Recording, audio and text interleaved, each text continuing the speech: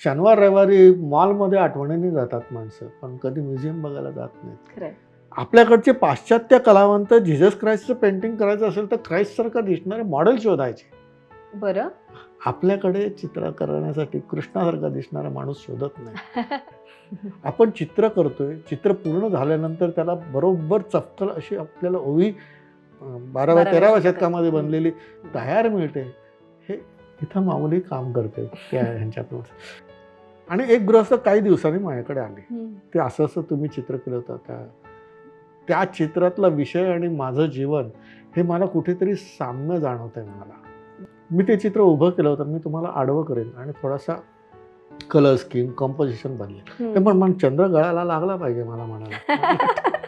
हातात कागद, ब्रश किंवा कलर्स कसे वापरायचे कळलं की माध्यम कळलं, पण त्याच्यापेक्षा खूप खोल आहे माध्यम. तर त्या संदर्भात काय सांगता येईल? कला ही अशी आहे, त्याच्यासाठी श्रीमंतीची आवश्यकता नाही.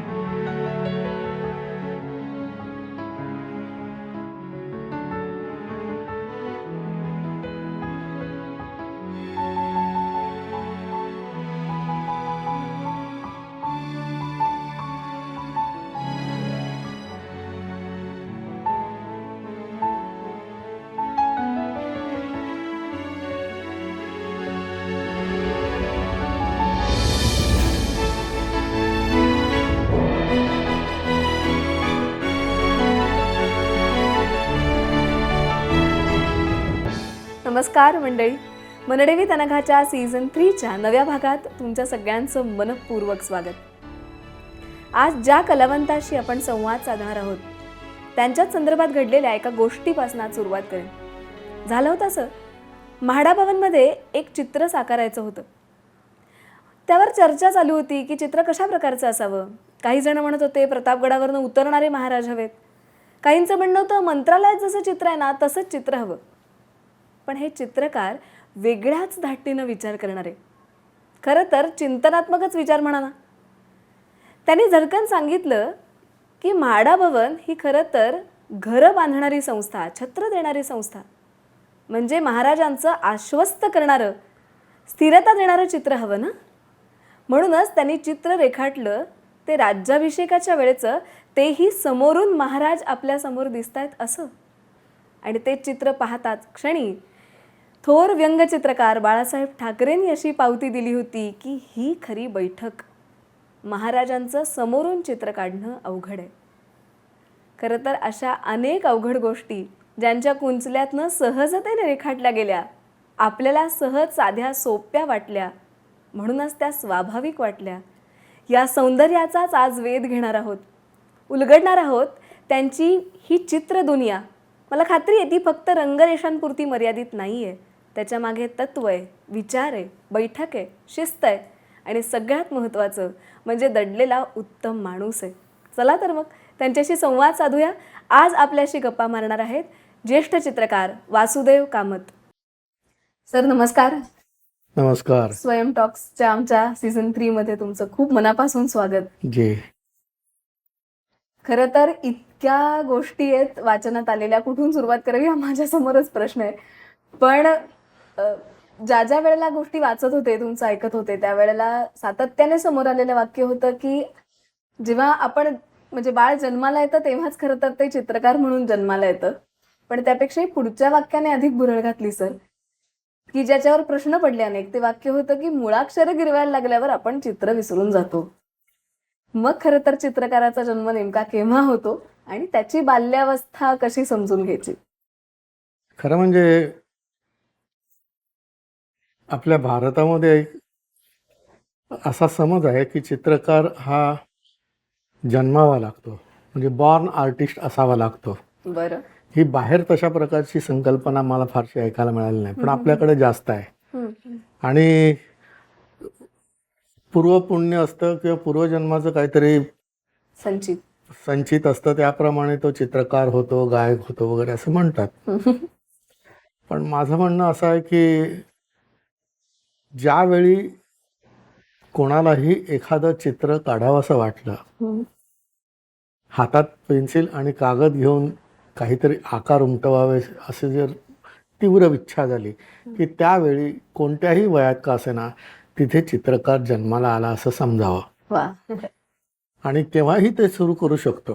काही जण म्हणतात की आता करून काय होणार आहे. म्हटलं आपल्याकडे समज आहे ना की पूर्वजन्माचं काहीतरी संचित होतं, तर पूर्वजन्मासाठी का होईना पण आता सुरुवात तर करा असं म्हणून काही वेळा सांगतो मी. अरे वा.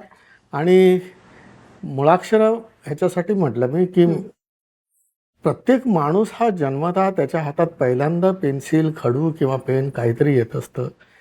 त्यावेळी त्या लहान बाळाला कागदावर काहीतरी याच्याने उठतंय असं म्हटल्यानंतर तो रेषा आणि आकार काढायला लागतो. खरंय. आणि त्या रेषा आणि आकारांमध्ये त्याला जे काही जाणवलेलं असतं ना ते हे आहे असं तो सांगतो. पालकांनी त्यावेळी हो म्हणावं असं मी अनेकांना सांगतो. हे काय काढलंय, हे तसं दिसत नाही असं नकारात्मक त्यावेळी कधीही भाषा वापरू नये असं मी सांगतो. बरं. कारण लहान मुलांनी काढलेल्या होकार दिला तर त्याच्यामध्ये त्याची गती होते.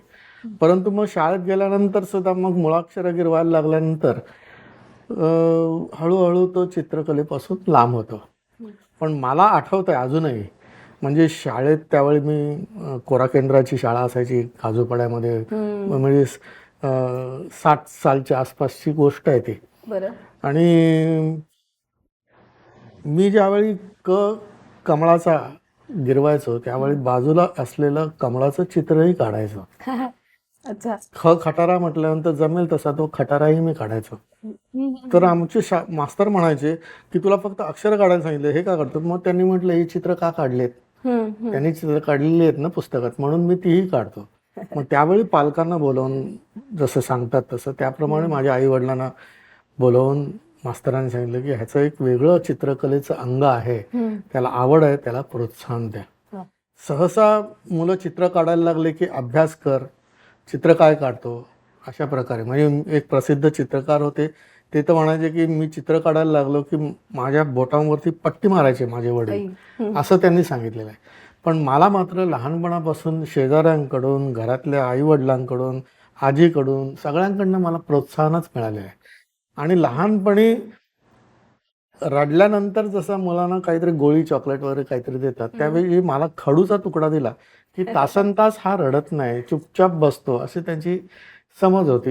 आणि त्याप्रमाणे मला चित्र काढायला सांगायचे. मग भिंतीवरती, ओट्यावरती मी आडव्या उभ्या रेषांनी रेल्वे गाडी वगैरे काढायचो, कारण रेल्वेचं मला फार आकर्षण होतं. आणि मग त्या गाडी काढून त्याच्यावर बसायचं, मग गाडीसारखा आवाज काढायचा. म्हणजे एकदा मला मावशी म्हणत होती की तू लहान असताना चित्र काढत होतास आणि तू करत होता. आम्हाला वाटलं काय झालं याला, तर माझ्या आईला तिने म्हटलं की त्याला काय झालं, काय नाही तो गाडीत बसलाय ना म्हणून तो आवाज काढतोय म्हणून असं. तर अशा पद्धतीने चित्र काढायला सुरुवात झाली होती. त्यामुळे चित्रकार मी होतो की नाही माहिती नाही, पण मला सगळे चित्रकार म्हणायचे. हे तेव्हापासून ते आतापर्यंत चित्रकार म्हणतात. असं आहे तो. सर, खरं तर तुम्ही इतका छान मुद्दा मांडलात. बऱ्याचदा आत्ताच्या म्हणजे गोष्टीत असं होतं की पालक रेटतात, एकतर त्यांना तरी कुठली तरी कला आवडत असते म्हणून, किंवा मुलांनी ती कला शिकावी म्हणून. पण सर, तुम्ही जसं म्हणालात तसं त्याच्यासाठी योग्य संस्कार आणि जडणघडण खूप महत्वाची असते, आणि त्याच्यासाठी आजूबाजूचं वातावरण, शाळा, शिक्षक. बरोबर. तर तसं तुमच्या आजूबाजूचं वातावरण, शिक्षक या सगळ्यांनी कशा प्रकारे तुमची जडणघडण केली जेणेकरून आम्हालाही त्या पद्धतीनं, ज्याला आपण म्हणतो एक मॉडेलिंग विचार किंवा म्हणतात त्या पद्धतीनं विचार करता येईल. म्हणजे मी डाव्या हाताने चित्र काढायचो. बरं.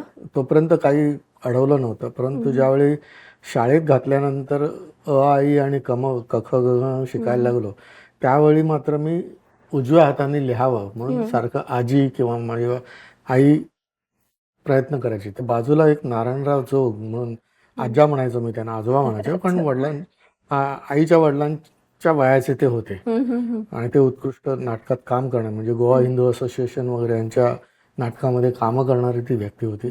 तर त्यांनी माझ्या आईला सांगितलं, बाई ग, त्याच्या हातामध्ये कला आहे, त्याला तू उजवं करायला जाशील आणि ती कला बाजूला राहील, त्यामुळे तसं काही करू नको. मग मला कधी केलं. हे प्रोत्साहन देणं म्हणजे चांगलं चित्र दिसलं की आणणं, जसं वडिलांना चित्रकलेतली आवड होती की नव्हती नाही, पण वडिलांना चांगली चित्र जमवायचा छंद होता. माझी आजी जी होती, वडिलांची आई, ही गावी गणपती करायची नदीच्या माथेने. माझ्या आईचे मामा हे दक्षिणेतले उत्तम प्रसिद्ध शिल्पकार होते. म्हणजे आईचे सख्खे मामा गोपाळ शेणे. म्हणजे धर्मस्थळला जी वीरेंद्र हेगडेंच्या इथे जी 45 फुटाची बाहुबलीची एका दगडातली मूर्ती आहे ती आजोबांनी केलेली. म्हणजे मी ती मूर्ती घडत असताना मी SSC ला होतो, मला चांगला आठवत आहे. आमच्या गावीच कारकाळला, कर्नाटकातच झालेली.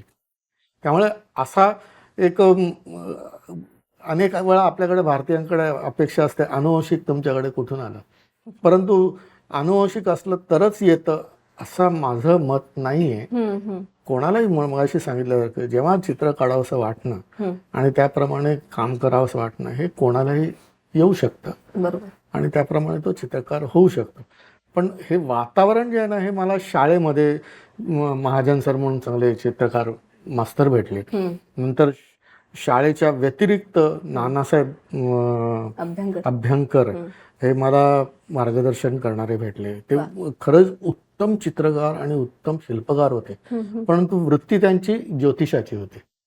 हा, त्यामुळे मला चित्रकलेचे धडे दिलेले आहेत त्यांनी. मला कधीही ज्योतिषाचं एक अक्षरही त्यांनी शिकवलं नाही. मी ते दुसरीकडे शिकायला जायचो.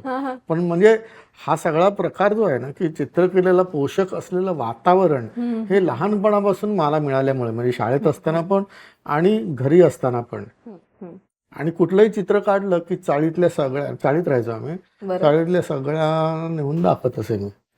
हा, त्यातलं आमच्या पाठीच बापट म्हणून राहायचे, त्या बापट बहिणीनं पहिलं चित्र दाखवायचे, कारण त्या कौतुक फार करायच्या.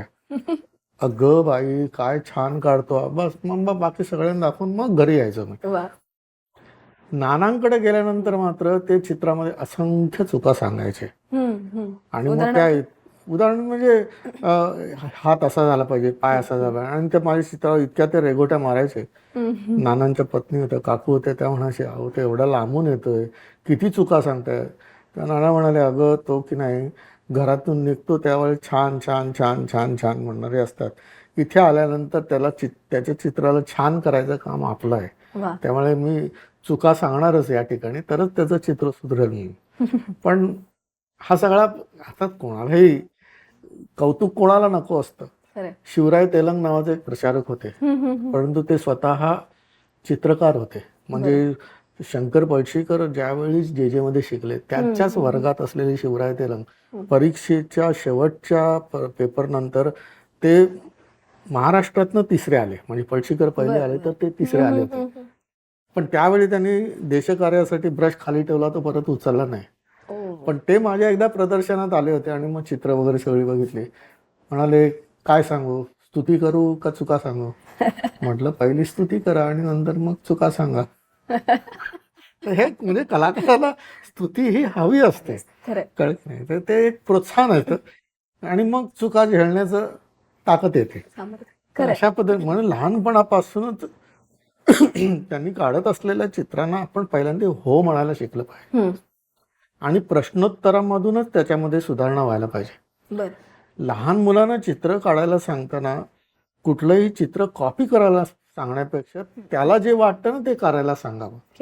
हे मी नेहमी सांगतो. म्हणजे अनेक जण आमच्या मुलाला किंवा मुलीला चित्रकलेची हौस आहे, कुठल्या क्लास, म्हटलं 7वी पर्यंत कुठल्याही क्लासला घालू नका, कारण हे जे क्लासला जातात ना ते कुठलं तरी चित्र देतात आणि काढ म्हणून सांगतात. त्यापेक्षा त्याच्यामध्ये असलेली जी क्रिएटिव्हिटी आहे किंवा त्याचं जी ऊर्जा आहे ती चित्रामधनं व्यक्त व्हायची असेल तर त्याची आवड पहिल्यांदा आपण हेरून घेतली पाहिजे. तर हे करणं आवश्यक आहे. म्हणजे लहानपणापासून मला जे प्रोत्साहन मिळालं ते अशा प्रकारे मिळालं. मीही कॅलेंडरची चित्र कॉपी वगैरे करायचो, पण नाना कॉपी करायला सांगत नव्हते. नाना नेहमी म्हणायचे तू विषय मनामध्ये ठरव आणि चित्र तुझ्या मनात कसं आलंय ते पहिल्यांदा काढायला शिक. रेखांकन म्हणजे स्केचिंग जे म्हणतात ना त्याच्यावरती त्यांनी एवढा भर दिला होता की ते सांगायचे की एखादा माणूस धोतर नेसतोय आणि त्याच्या हातून निरी निसटली तर तो किती चटकन आवरेल तेवढ्यात तुझं स्केच झालं पाहिजे. बापरे, असं ते म्हणायचे. म्हणजे त्यांचं सांगण्याचा उद्देश की ते ग्राफ करणं आणि लगेच ते विरून जायच्या आत कागदावर उमटवणं हे फार महत्वाचं आहे. नाही, ती गतिमानता सरावाने हो, कदाचित. आणि ती गतिमानता केवळ हाताला नाही, विचारांना पण पाहिजे. हो, हो, right. म्हणजे ती ऍक्शन जी काय फ्रीज झालेली असते आपल्या मनामध्ये हम्म. ती विरून जायच्याच झालं पाहिजे. आता मुलं क्रिकेट खेळतात, त्यांचं स्केचिंग काय करणं, कोण तुम्हाला पोज देऊन बसणार आहे? खरंय. तर बॉलिंग करणाऱ्याची कुठली तरी पोज एक फ्रीज करायची मनात आणि ती विरून जायच्या आत स्केच करणं. म्हणून स्केचिंगला आमच्या चित्रकलेच्या क्षेत्रात फार मोठं स्थान आहे, महत्वाचं.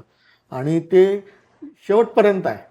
म्हणजे मी शाळेत असताना किंवा कॉलेजमध्ये असताना स्केचिंग करत होतो, आता करत नाही असा म्हणणारा चित्रकार विरळा. तर आम्हाला तर असं कळलं की तुम्ही 100 स्केच करायचा भरपूर महाविद्यालयात असताना रोज. भरपूर करायचो. रोज रोज कमीत कमी 10 करायची असा नियम असायचा. बरं. मग कॉलेजमध्ये जाताना किंवा येताना, ट्रेनमध्ये बसलेलं असताना, कॉलेजमध्ये मॉडेल रेस्टवर गेलेलं असताना हे पोर्ट्रेट करणं, स्केचिंग करणं आमचे सतत चालू असायचं. बरं. आमची जी काही स्टडी टूर जायची त्यामध्ये सुद्धा आम्ही सतत काम करायचो, म्हणजे ट्रेनमध्ये पण वगैरे हे. आणि मी अजूनही स्केचिंग करतो. वा. जर एअरपोर्टवरती थोडा वेळ बसलो सर, पण या स्केचिंगचं महत्व काय? कारण नाना अभ्यंकरांचंच वाक्य असं वाचलं होतं की एक वेळ रंगांनी नाही पण स्केचनी ते चित्र खऱ्या अर्थी उमटतं किंवा त्याचं कारण ते म्हणायचे दिसत त्याच्यात येतं. जोपर्यंत तुझं रेखांकन किंवा ज्याला ड्रॉइंग म्हणतो ते जर व्यवस्थित नसेल तर तू त्याला कितीही चांगलं रंगव, ते चित्र व्यंगच वाटणार. बरं. म्हणजे ते उदाहरणच असं द्यायचे की एखाद्याला शारीरिक व्यंग असेल, त्याला तुम्ही कितीही उंची कपडे घाला तरी तो त्याच्या पद्धतीनेच चालणार. त्यामुळे अॅनाटॉमी, ड्रॉइंग हे तुझं परफेक्ट झालंच पाहिजे. त्याच्यात जर एखादी चूक राहिली असेल तर रंगकाम तू कितीही चांगलं केलं तरी त्याच्यात ती चूक कायम राहते. त्यामुळे स्केचिंग हे सुधारलंच पाहिजे, ड्रॉइंग सुधारलं पाहिजे, हा त्यांचा फार मोठा भर होता आणि त्याप्रमाणे मी काम करायचं.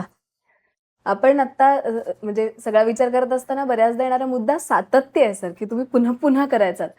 सर, आम्ही सराव किंवा आत्ताच्या भाषेत ज्याला रियाज म्हणतो कलेच्या क्षेत्रात, तर आम्ही हे शब्द ऐकतो पण बऱ्याचदा करायचं असतं, कळतं पण वळत नाही, तो रियाज केला जात नाही. तर या सरावाचं आणि रियाजाचं महत्व कलेच्या अनुषंगानं काय आहे? ह्या सर्वच कलांमध्ये हे आवश्यक आहे. बरं. कुठलीही अशी कला नाही की ज्याच्यामध्ये रियाज केल्याशिवाय तो फक्त मैफिल गाजवतोय. उत्तम लेखकाला सुद्धा रोज काही ना काहीतरी लिहावं लागतं, तेव्हा तो कादंबरी लिहू शकतो. म्हणजे गुलजारांबद्दल मी असं ऐकलं होतं की 10 वाजता ते टेबलावर जाऊन बसतात, त्यावेळी पहिल्यांदा काहीतरी लिहितात. बरं. हा, हे मी आमचे मित्र विनायक परब यांच्याकडनं ऐकलं होतं. हे आवश्यक आहे. म्हणजे मी ज्यावेळी पंडित जसराजांना भेटायला गेलो होतो, अमित चंदजी म्हणून आमचे संस्कार भारतीचे महामंत्री होते, तर त्यांच्याबरोबर मी गेलो होतो आणि सहज अमित चंदजी म्हणाले की पंडितजी आज कुछ तबीयत ठीक नहीं है, ऐसा लगता है, क्या तो फिर कभी आते? नहीं नहीं नहीं नहीं, आज रियाज नहीं हुआ है. तर ही जी खंत आहे ना, ही फार महत्वाची असते. म्हणजे एक वेळ मैफिल नाही गाजवली तर पण रियाज नाही झाला तर त्यांना वाटतं आपले आज काहीतरी राहिलंय. हा रियाज जो आहे ना, म्हणजे पंडित भीमसेन जोशीने त्यांच्या एका मुलाखतीत सांगितलं, जे आपल्याला जमत नाही ना त्याच्यासाठी रियाज असतो आणि जे जमतं ना ते दाखवण्यासाठी मैफिल असते. मैफिल ही रियाज करण्याची जागा नाहीच आहे. हा रियाज सतत करावा लागतो. कारण शेवटी काय माहितीये, आपल्या मनात खूप काही असतं परंतु आपल्याला ते करता येत नाही. याचं कारण काय की आपल्याला हा जो 3.5 हाताचा देह आहे त्याला काहीतरी सवय नाहीये. म्हणजे लहानपणी मी पश्चिमोत्तानासन करायचो, मी गुडघे नाक टेकत होता, आता जमत नाही. आता साधी शर्टाची घडी पण सरळ करता येत नाही. तर ही का झालंय असं की आपल्या शरीरात काहीतरी असे वेगळे बदल झाले. त्याचप्रमाणे रेखांकन सतत नसेल तर परत रेखांकन करताना 2-3 दिवस जातात. बापरे. हा, म्हणजे ती गाडी रुळावर यायला. हे सायकल किंवा स्विमिंग सारखं नाहीये हे. पण त्याला जर रियाज नसेल, सतत काम नसेल तर आपला हात ऐकत नाही.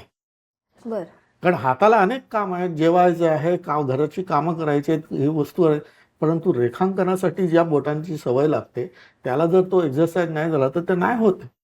म्हणून हा रियाज फार महत्वाचा आहे. गाणाऱ्यांना असो, नृत्य करणाऱ्यांना असो, सगळ्यांना कला जिथं जिथं आहे त्या ठिकाणी कलाकाराला काही ना काहीतरी रियाज हा सतत केला पाहिजे. आमच्या ह्याच्यात स्केचिंग करणं फार महत्वाचं आहे. म्हणून अनेक असे चित्रकार भेटतात. एकेकाळी मीही छान पोर्ट्रेट करत होतो, आता का नाही करत, आता येत नाही. हे सांगणार नाही तर आता आम्ही आमचं बदललंय वगैरे म्हणतील, पण आता येत नाही हे आम्हाला माहिती आहे. कारण का तर तो सराव राहिलेला नाही. खरं. आणि हे सतत करणं हे फार महत्वाचं होतं.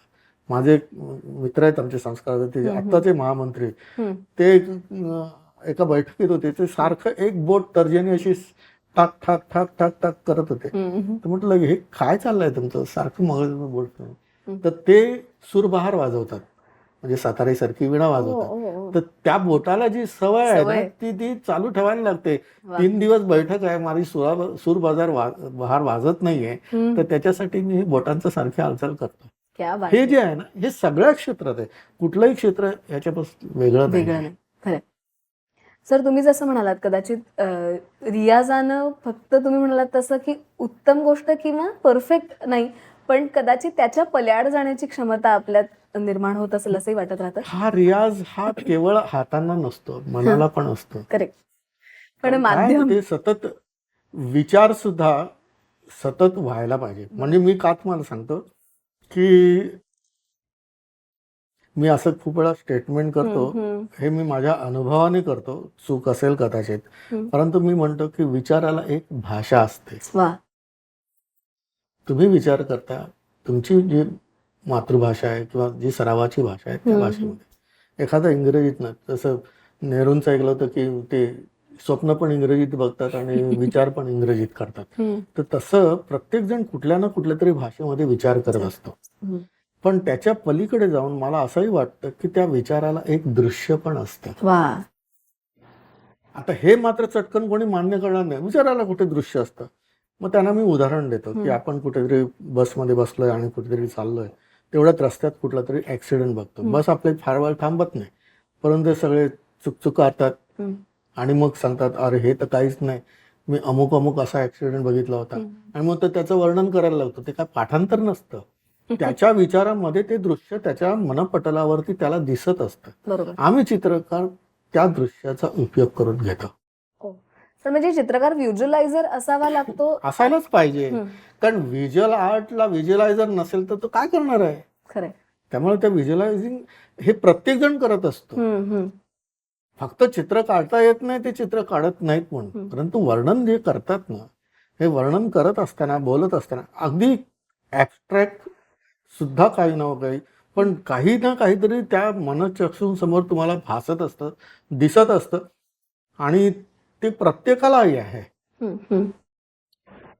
हे प्रत्येकाला, म्हणजे आपल्या मनचक्षूंसमोर काही दिसत नसलं तरी सुद्धा अंधारामध्ये भीती का वाटते, काहीच दिसत नसतं पण तरी सुद्धा भीती वाटते का, तर काहीतरी कल्पना करतो आणि त्या कल्पनेच्या आधारावरती आपल्याला भास होतो आणि आपण त्या अंधारामध्ये जायला घाबरतो. तर ह्या पद्धतीने व्हिज्युअलायझिंग हे विचारांबरोबर सतत चालू असतं, हे कधीही थांबत नाही. म्हणून माणसाला झोपेत सुद्धा स्वप्न दिसतात. म्हणजे इतकं हे आपलं नातं जे आहे ना ते दृश्याचं, हे आपल्या जन्माबरोबर शेवटपर्यंत असतं. त्याप्रमाणे मग चित्रकार त्याचा उपयोग करून देतो, साहित्यकार ते शब्दांमधून मांडतो, कविता करतो. त्याला एखादा चांगला शब्द का मिळतो, कारण त्याच्या मनचक्षूसमोर जे व्हिज्युअलाइज झालंय ना त्याला योग्य शब्द मिळत नाही तोपर्यंत तो त्या ठिकाणी घालत नाही. बरोबर. सर तुम्ही खूप छान मुद्दा आता म्हणलात की योग्य शब्द किंवा नेमकेपणा ते नेमकं चित्र, पण प्रत्येकाला जी कल्पना सुचते ती तशीच्या तशी कागदावर उमटते असं नाही, आणि जसं तुम्हाला एखादं चित्र दिसतं तसं आम्हाला दिसेल असं नाहीये.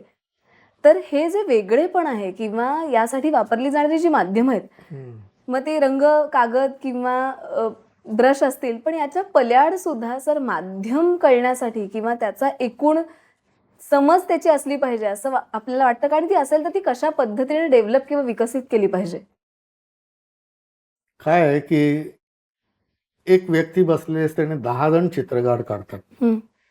त्या सगळ्यांच्या चित्रांमध्ये त्या व्यक्तीचा लाइकनेस किंवा त्याचं व्यक्तिमत्व आलेलं असतं, जर ते मास्टर आर्टिस्ट असतील तर. परंतु तरी प्रत्येकाचं चित्र वेगळं असतं. हे जे वेगळेपण आहे ना हे त्या त्या कुडीप्रमाणे निसर्गतः आलेलं असतं. आपण एखाद्या सभेमध्ये बघतो की 100 खुर्च्या मांडलेल्या असतात आणि त्या 100 खुर्च्या एकाच कंपनीच्या असतात, पण एकही माणूस दुसऱ्या माणसासारखा बसलेला नसतो. हे जे वेगळेपण आहे ना हे निसर्गतःच येत असतं.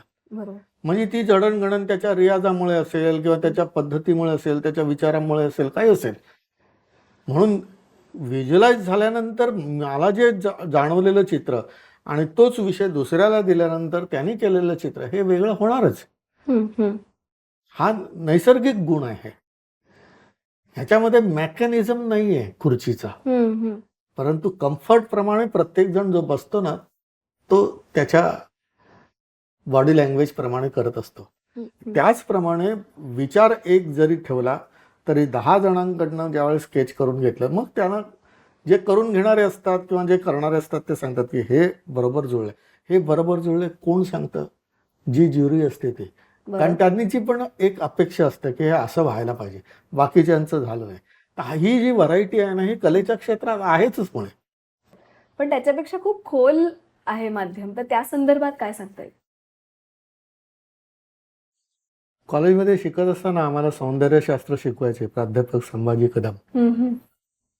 त्यांनी माध्यमाबद्दल सांगितलं होतं की चित्र काढण्यासाठी कागद, कॅनव्हास, काहीतरी सरफेस हे माध्यम असतं. हातात धरलेली पेन्सिल किंवा ब्रश हे माध्यम असतं. पॅलेटवर काढलेले रंग किंवा आपल्या पेटीत असलेले रंग हे माध्यम असतं. परंतु तेवढ्यावरतीच नाही आहे. माध्यम, हाताची बोटं हे सुद्धा माध्यम आहे. त्याच्यानंतर मग संपूर्ण शरीराला पण सराव असावा लागतो. उभं राहून पेंटिंग करणं, बसून पेंटिंग करणं, तर या सगळ्या गोष्टीसाठी संपूर्ण शरीर हे एक माध्यम असतं. बरं, शरीर आहे, प्रॅक्टिस आहे म्हणून चित्र काढता येतं का? नाही. त्याच्याबरोबर मन पण हे माध्यम असतं. आणि नंतर मग म्हणाले की मन पण जर माध्यम आहे मग चित्र काढतो कोण? तेव्हा त्यांनी सांगितलं की ज्ञानेश्वर ज्याला नेणीव म्हणतात ना ते आहे. तर हे संपूर्ण म्हणजे माध्यमाची प्रक्रिया किंवा त्याची जी गणती आहे ना ही केवळ रंगब्रश आणि कागदपुरती मर्यादित नसते. माध्यमाचा सराव अशा प्रकारे असतो की ते संपूर्ण एकजीव होणं आवश्यक आहे. म्हणजे मला आठवतं की शंकर पळशीकरांनी एकदा सांगितलेलं होतं की ब्रशच्या टोकाला सेन्सेशन यायला लागलं की समजा की तुम्हाला बरोबर रंग लावता येईल. क्या बात आहे. आता मी कॉलेजच्या पहिल्या वर्षाला का दुसऱ्या वर्षाला होतं, सरांना म्हणलं आपल्याला तर बोटांपर्यंत सेन्सेशन असतं, बोट पुढे पर्यंत कसं येईल? आम्हाला सोलापूरकर सर होते.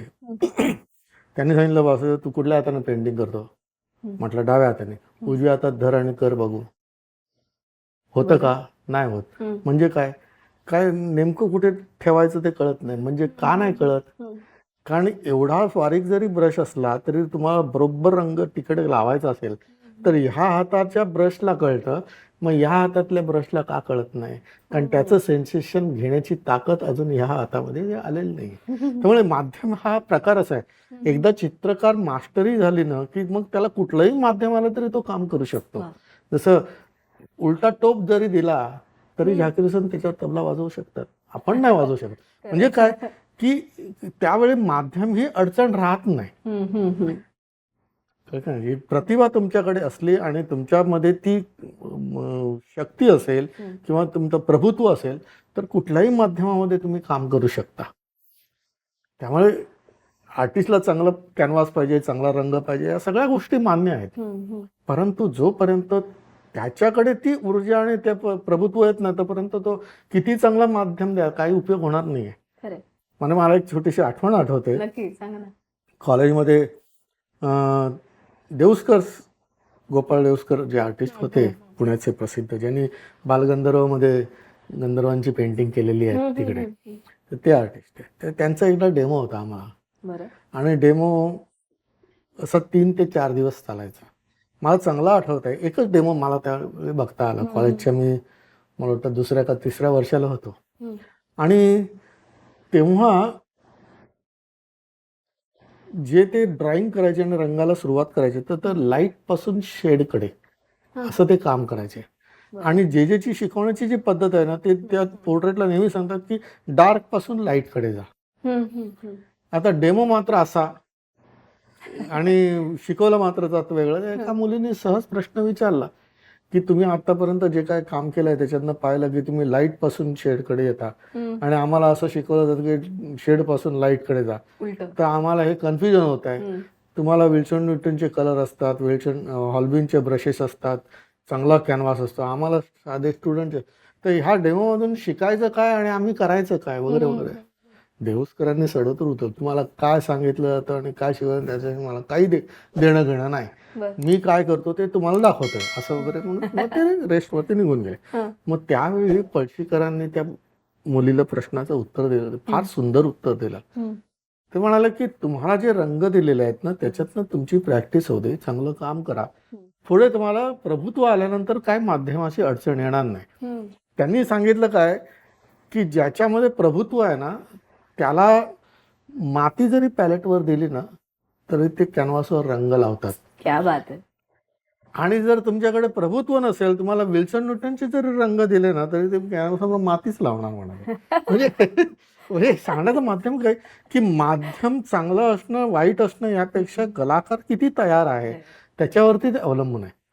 त्यामुळे माध्यम असेल त्याच्यामध्ये सुद्धा कसं चांगलं काम करता येईल हा गुण किंवा ही जजमेंट ही चांगल्या कलाकाराची असते. क्या बात. तो ते कारण कधी पुढे करणार नाही की असं असं झालं ना त्याच्यामुळे, तसं नाही आहे ते. त्यामुळे त्यांना माध्यमाशी कसंच जुळवून घ्यायचं हे माहिती आहे. फक्त ते फायनल जे काय होणार आहे आणि त्याच्यातनं त्यांनी कशा प्रकारे काम केलं हे बघण्यासारखं असतं. त्यामुळे प्रेरणा देण्यासाठी आणि प्रेरणा घेण्यासाठीच डेमॉन्स्ट्रेशन किंवा प्रात्यक्षिक असतात. खरं सर, बऱ्याचदा पोर्ट्रेट हा उल्लेख झालाच आहे आणि विशेषत्वाने आपल्याकडे असं म्हटलं जातं की पोर्ट्रेट ही कारागिरी आहे. मात्र आपल्यासारख्या कलाकाराने अनेक गोष्टी त्या संदर्भात सांगितल्या आहेत. आज त्या निमित्ताने संस्थाही स्थापन झाली आहे. तर पोर्ट्रेट विषयी काय सांगाल सर? एक तर खूप लोकांना ना पोर्ट्रेट हा विषय सुद्धा माहिती नाही. बरं. सर्वसामान्य लोकांना. म्हणजे उदाहरणार्थ आम्ही निसर्गचित्र करायला, लँडस्केप करायला बसलो ना, अरे वा समोरच्या दृश्याचं काय सुंदर तुम्ही पोर्ट्रेट केलाय म्हणतात. किंवा एक्झिबिशन मध्ये किंवा काही लिहिलेलं असतं तर तुमची पोर्ट्रेट बघितली म्हणतात. पण व्यक्तिचित्र म्हणजे पोर्ट्रेट हे अनेकांना अजूनही चित्रकलेच्या क्षेत्रातलं सर्वसामान्य लोकांना माहिती नाहीये. ते कुठल्याही चित्राला पोर्ट्रेट म्हणतात. बरं. परंतु कलेच्या क्षेत्रामध्ये वासुदेव कामत म्हटलं की पोर्ट्रेट पेंटर आहे, हे उपाधी लागलेली आहे. आणि मला त्याच्यात वाईट काहीच वाटत नाहीये, कारण मला पोर्ट्रेट हा पूर्वीपासून आवडता विषय आहे आणि अजूनही आहे. अजूनही समोर बसलेल्या व्यक्तीचं पोर्ट्रेट करणं हे मला आवडतं. परंतु केवळ पोर्ट्रेट पेंटिंग करणं हा माझ्या कला क्षेत्रातला बांधील विषय नाहीये. त्यापेक्षा अनेक वेगळी चित्र म्हणून करत असतो, त्याचा उल्लेख आपण नंतर गप्पा वार्ता करू. परंतु पोर्ट्रेट पेंटिंग करणं ही पाश्चात्य कला आहे अशा प्रकारचं विधान केलं गेल्यामुळे आता नवीन नवीन जे कला प्रयोग आले त्याच्यात मग पोर्ट्रेट या पेंटिंगला थोडासा कमी दर्जा द्यायला लागले. आणि तो अशा प्रकारे ते काय तुम्ही समोर बसलेल्या माणसाचं पोर्ट्रेट करता असं नाहीये. पण असं म्हणणाऱ्यांची संख्या जी आहे ना, जे पोर्ट्रेट करत नाहीत त्यांची आहे. बरं. किंवा ज्यांना पोर्ट्रेट करता आता येत नाही त्यांची आहे. हे आम्हाला अनुभवाला येतं. आणि पोर्ट्रेट पेंटिंग ही पाश्चात्य कला आहे. पाश्चात्य ब्रिटिशांच्या आगमनानंतर पोर्ट्रेट पेंटिंग आपल्याकडे रुजू झालं अशा प्रकारचं विधान किंवा स्टेटमेंट सुद्धा केलं जातं. याला सुद्धा काही वेळा मी थोडंसं बगल देऊन मी बोलत असतो. याचं कारण असं जी पोर्ट्रेट करण्याची पद्धती आहे ना ती पाश्चात्य पद्धतीने आपल्याकडे आली हे मी मान्य करतो. परंतु आपल्याकडे ती नाही किंवा नव्हती असं स्टेटमेंट करून आपण पुढे जावं असं मला वाटत नाही. कारण उषा अनिरुद्ध यांची जी कथा आहे आणि की उषा कोण तर ती बाणासुराची म्हणजे, अनिरुद्ध कोण तर कृष्णाचा नातू. तर ह्या कादंबरीमध्ये किंवा त्या कथेमध्ये त्या उषेला रोज कोणीतरी स्वप्नामध्ये राजकुमार येतो. तर तिची जी मैत्रीण असते किंवा दासी असते ती चित्रलेख, ती रोज त्याचं स्केच वर्णनप्रमाणे करायची. म्हणजे पोलिसांना जसे आता काही चित्रकार गुन्हेगाराचं चित्र करून हवं आणि ज्यावेळी एक चित्र ती अप्रूव्ह करते आणि सांगते की हा हाच तो, आणि मग त्या अनिरुद्धाला तिकडनं उचलून आणतात. तो कथेचा भाग सोडून द्या, परंतु तिला तो राजकुमार तिच्या मनातला उतरेपर्यंत तिने पोर्ट्रेट केलं ना. नंतर दुसरी रामायणातली गोष्ट घेऊ आपण की बाबा सीता वरत नाहीये किंवा तयार होत नाहीये रावणाशी, तेव्हा रावणाने तंतोतंत रामाच्या शिरासारखं शिर आणून समोर ठेवलं आणि सांगितलं की असं असं रामाचा झोपल्या जागी मी शिरस्त्राण करून शिरच्छेद करून आणून ठेवलाय, आता तुझा राम नाहीये. आणि त्या शिराकडे बघून सीता विलाप करते. आता तो जर मुखवटा असता, तो जर स्टाईलाइज असता, तर तिने विलाप केला असता का? म्हणजे मॅडम तुसाड सारखं उत्तम तशाच्या तसं कोणीतरी रावणाला शिर करून दिलं ना रामाचं. म्हणजे आपल्याकडे पोर्ट्रेट पेंटिंग नव्हतं असं नाहीये. साहित्यामध्ये जर पोर्ट्रेट पेंटिंगचा उपयोग म्हणजे उल्लेख येत असेल तर त्यावेळी चित्रकार असतील, परंतु चित्र किंवा शिल्प याचं आयडियल चित्र कसं करायचं ह्याची एक नियमावली वेगळी असल्यामुळे पोर्ट्रेट पेंटिंग आपल्याकडे रूढ झालं नाही.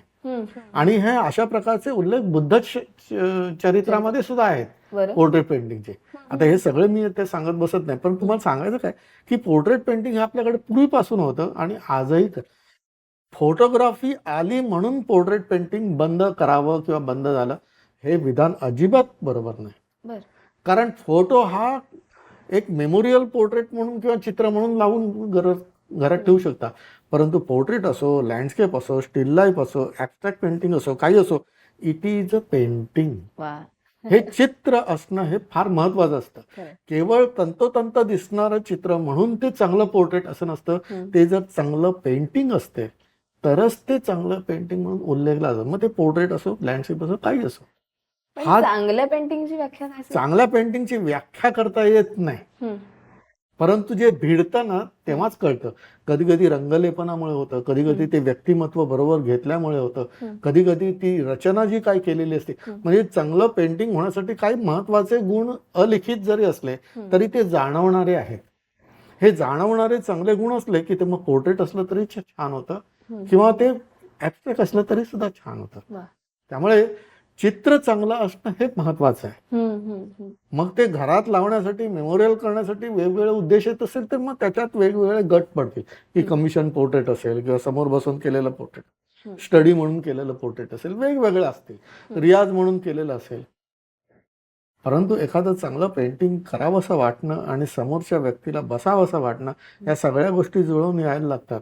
म्हणून पोर्ट्रेट पेंटिंगमध्ये मी अनेक वेळा सांगतो की पोर्ट्रेट पेंटिंग करत असताना समोर बसलेल्या व्यक्तीचं 50% कॉन्ट्रीब्युशन आहे, ते स्टील लाईफ नाही आहे.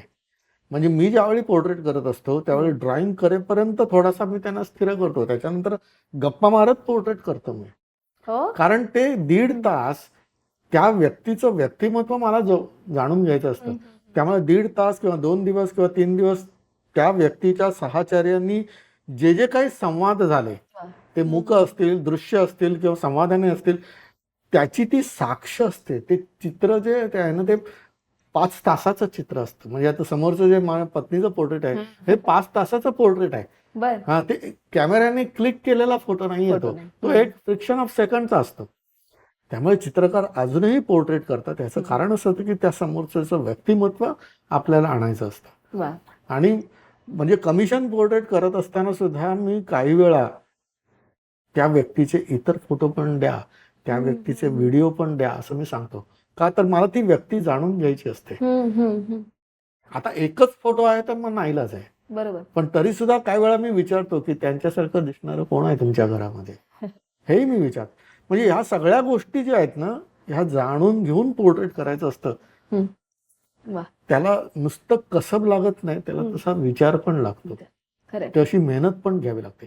मग ते पोर्ट्रेट पेंटिंग खालच्या दर्जाचं नाही ठरवता येत, परंतु आपल्याकडे झालंय आता त्याला नाईलाज आहे. पण तरी सुद्धा म्हणजे मी स्वतः विचार करायला लागलो की आपल्याकडे महाराष्ट्रामध्ये सर जे स्कूल ऑफ आर्टमुळे पोर्ट्रेट पेंटिंग हे आज भारतभर पसरलेलं आहे.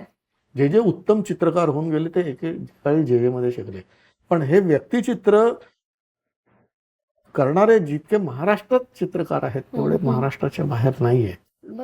त्यामुळे आम्ही हे काम करत असताना किंवा अशा प्रकारचा हा कला प्रकार चालू ठेवत असताना विचार करत असतो की ह्याच्यात आणखीन काय काय आपण करू शकतो याचा विचार केला पाहिजे कलाक्षेत्राने.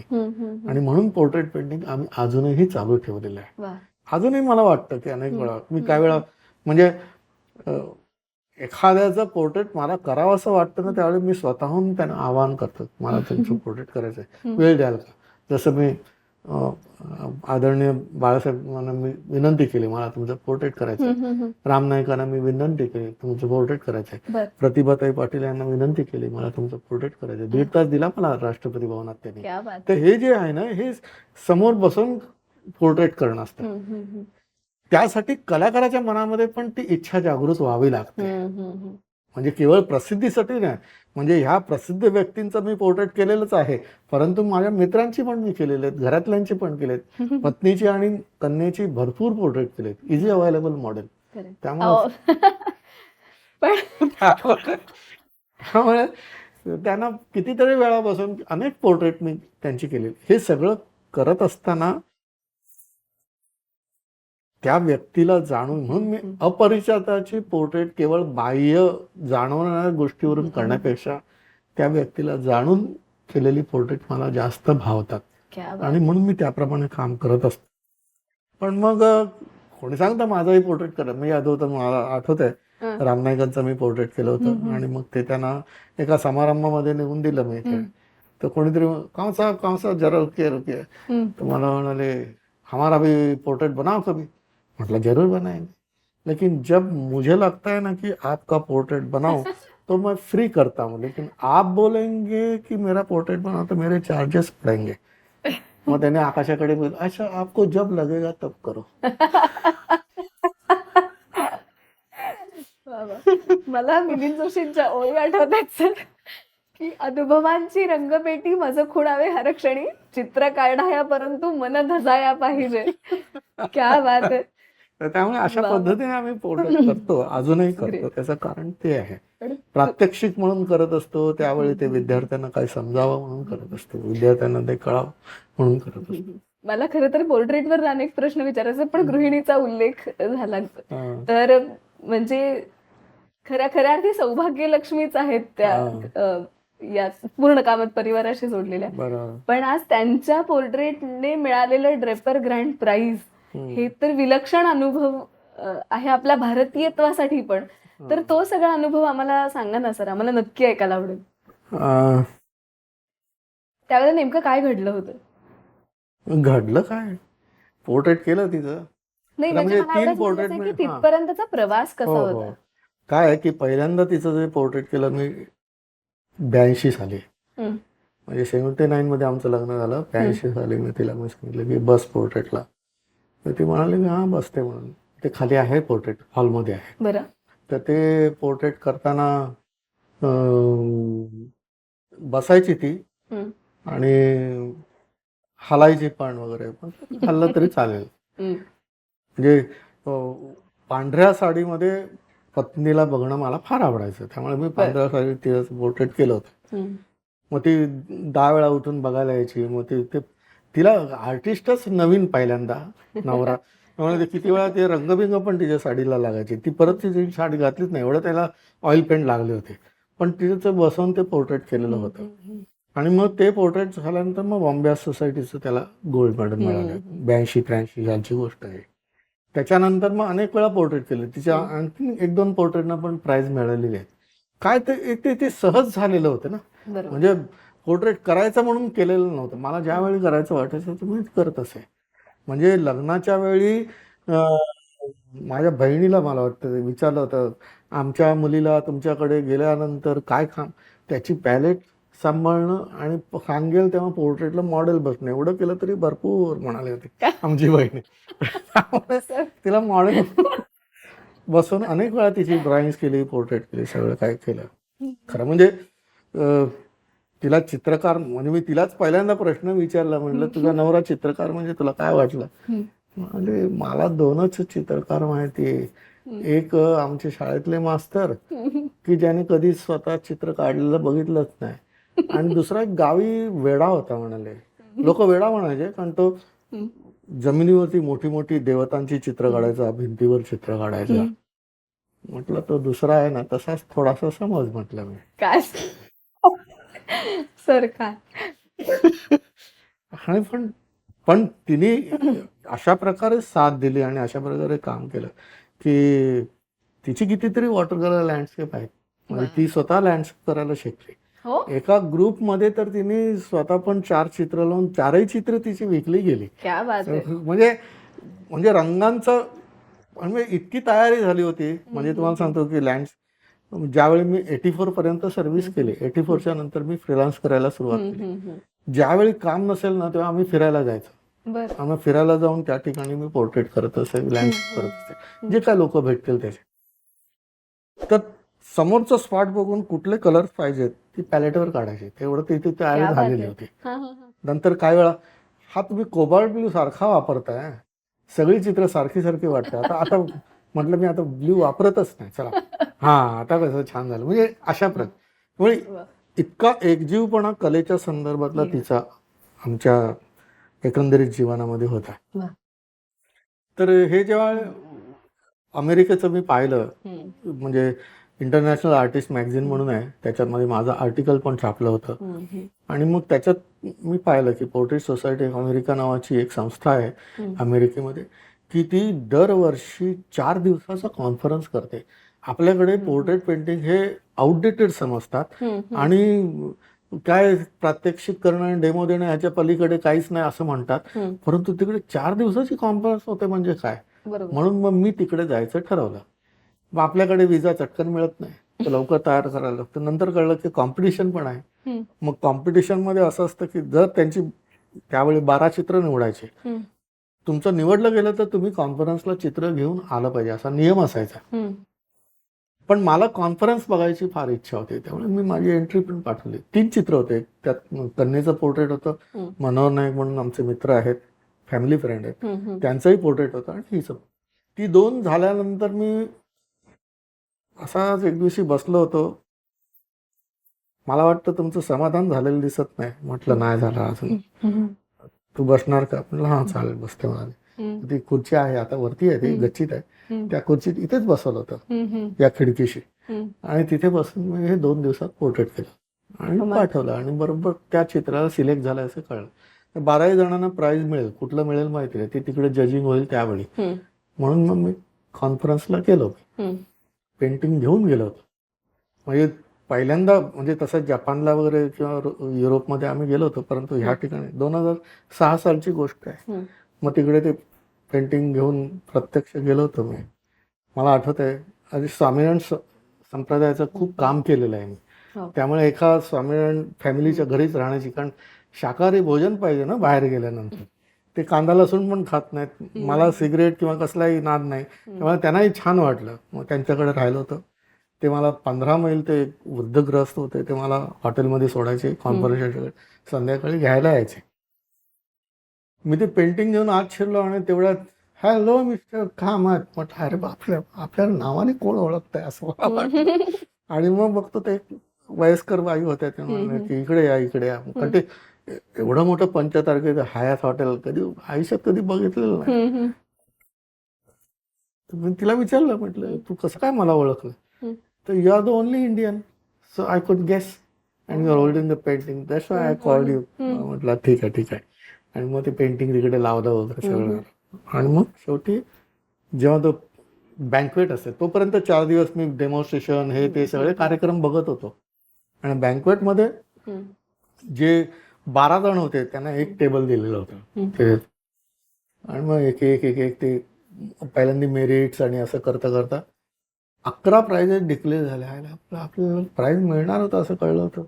आपल्या नावाचा उल्लेखच नाही आला. पण ग्रँड प्राइज आपण विचारत नव्हता, कारण चांगली पोर्ट्रेट होती. जी काय 12 पोर्ट्रेट होती ना ती खूप चांगली पोर्ट्रेट होती. आणि मग एकच राहायला म्हटल्यानंतर सगळे माझ्याकडे बघायला लागले. मग तो प्रसंग काही वेगळाच असतो. आणि मग त्यांनी ते नाव उच्चारल्यानंतर गेलो. मग त्यावेळी क्षणभर वाटलं की मी एकटा आहे या ठिकाणी, पण I am the representative of my country. आणि त्या नाव उच्चारल्यानंतर तिथपासून मनात मी आपलं जनगणमन गुणगुणत तिथपर्यंत गेलो आणि काहीच घेतलं. हा एक वेगळाच अनुभव असतो, तो शब्दामध्ये नाही सांगता येत. तर अशा पद्धतीने हे पोर्ट्रेट झालं. मग तिलाही मग कन्या आणि ती लंडनला आली होती. लंडनला आमचे क्लायंट मित्र होते. मग मी लंडनला गेलो. असं एकंदरीत तो सगळा प्रवास होता. वा. $5,000 ते प्राइस होतं, ग्रँड प्राइस त्यावेळी. आता त्यांची संख्या वाढलेली आहे, हम्म. परंतु त्यावेळी ते $5,000 म्हणजे गुणिले 70 वगैरे करून आपण सगळं बघायचो ते. तर आणि शिवाय जवळजवळ 2,000 हो 2 का 2,500 आर्ट मटेरियल स्पॉन्सरशिप होती. क्या बात आहे. म्हणजे तिकडे स्टॉल लागलेले असतात सगळे मोठ्या मोठ्या कंपन्यांचे, तर त्यांची कुपनं असतात, मग त्याप्रमाणे मग कलर्स बिलर्स सगळं. आणि अजूनही तुम्हाला सांगतो की मला आर्ट मटेरियलच्या शॉपमध्ये गेलं ना की आपला जीव वेडा होतो. म्हणजे ते शंकर पाटील म्हणायचे, लेखक होते ना ते, होय. की घरी भरपूर कागद असतात, पण एकदा त्या स्टेशनरीच्या दुकानात तो नव्या कोऱ्या कागदाचा वास घेतला ना की ते घरी. तसे आम्ही कितीतरी रंग घेतले, म्हणजे माझ्या आयुष्याला पुरतील तेवढे रंग, ब्रश वगैरे अजूनही माझ्याकडे आहे, पण तरी सुद्धा घेतो. म्हणजे आम्ही जेव्हा जेव्हा फिरायला जातो ना, म्हणजे रशियाला 2 वेळा गेलो, जपानला गेलो, अमेरिकेत 3 का 4 वेळा गेलो, कुठेही गेल्यानंतर आम्ही आर्ट मटेरियलच्या शॉपमध्ये जातो. वा वा. मग आर्ट मटेरियलच्या शॉपमध्ये गेलं की मी थोडासा असंच उभा राहतो, मग तिच्याकडे बघतो, घ्या घ्या घ्या. मग एकदा घ्या म्हटलं ना की घ्यायला सुरुवात. त्यामुळे अशा प्रकारे आर्ट आमच्या संपूर्ण फॅमिलीमध्ये फिरते. माझी मुलगी स्वतः आर्किटेक्ट आहे, जावई सुद्धा आर्किटेक्ट आहेत, त्यामुळे त्यांना असं चित्रकलेची आवड, फळण्याची आवड, या सगळ्या गोष्टी. म्हणजे आर्ट ही केवळ वासुदेव कामतची म्हणून नाही राहिली. कामत म्हणजे आमच्या श्रीधरसाठी हे तुमचं कामत म्हणजे कामत ग्रुप ऑफ इंडस्ट्रीज आहे असं म्हणायचं होतं. म्हणजे अशा पद्धतीने आमच्याकडे आर्ट कायम राहिलेली आहे. ग्रेट.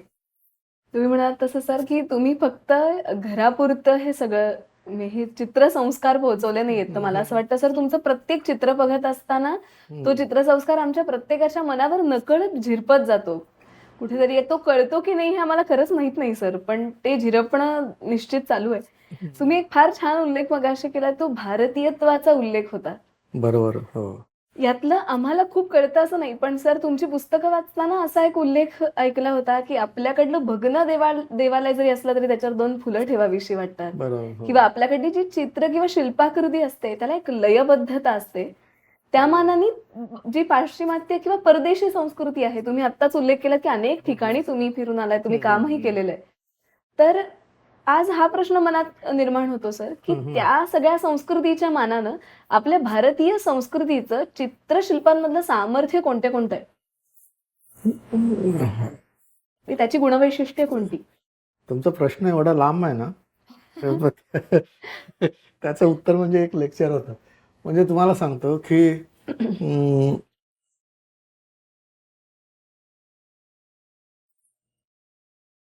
एखादी शैली जी आहे, भारतीय शैली असेल, पाश्चात्य शैली असेल, तर तिकडची भौगोलिक स्थिती, तिकडचं एकंदरीत तत्वज्ञान, जीवनशैली, या सगळ्या गोष्टीवरती ते अवलंबून असतं. आणि त्यामुळे आपलं उच्च त्यांचं नीच किंवा त्यांचं उच्च आपलं नीच असं काही नसतं, पण तरी सुद्धा एक वेगळे पण असतं त्याला, कारण त्या सिव्हिलायझेशन किंवा तिकडची जी संस्कृती असते ती कारणीभूत असते.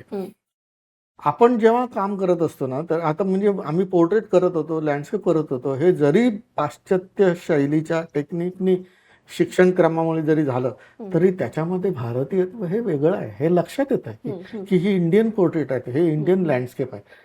त्यामुळे ते भारतीयत्व असतंच.